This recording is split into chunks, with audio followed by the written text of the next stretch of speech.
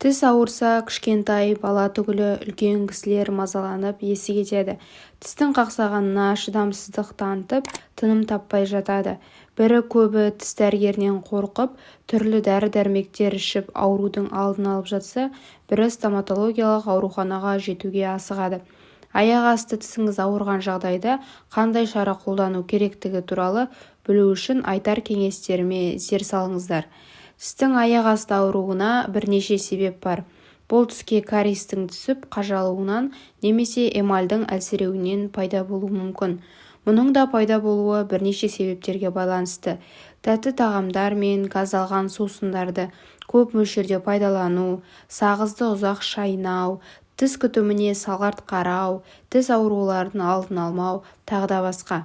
Тістің ауырғаны ең әуелі жүйке жүйесіне кері әсер береді.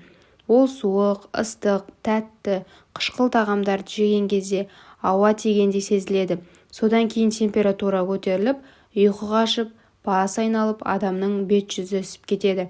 Бұл кезде үйдегі дәрі-дәрмек қобдишасында жатқан баралгин, кетанол, нурофен, аналгин, аспирин сияқты дәрілерді қабылдауға болады. Қол астыңызда бұл дәрілер болмаған кезде халық емін пайдаланыңыз.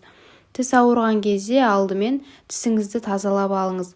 Ауыз қуысын тұз, ас содасы қосылған жылы сумен шайып тұрыңыз. Сондай-ақ көк шөпті қайнатып, суыған кезде тіске басып, ауыз қуысын тазалауға болады. Ауырған тістің орналасқан жағына қарай оң я сол қолыңызға сарымсақ бөлігін дәкемен таңып қойыңыз. Үккіштен пияз бен сарымсақты өткізіп, оны тұз және содамен араластырыңыз. Содан кейін оны дәкеге орап алып, ауырған тіске басыңыз. Бұл шараны күніне 2-3 мәрте әр 2 сағат сайын қайталауға болады. Мұз кескінін алып, оны сүлгімен орап, тіс ауырған жаққа басыңыз. Ауырған тіс жақтағы құлағыңызды ұстап, сағат бағытымен 5 минут уқалаңыз.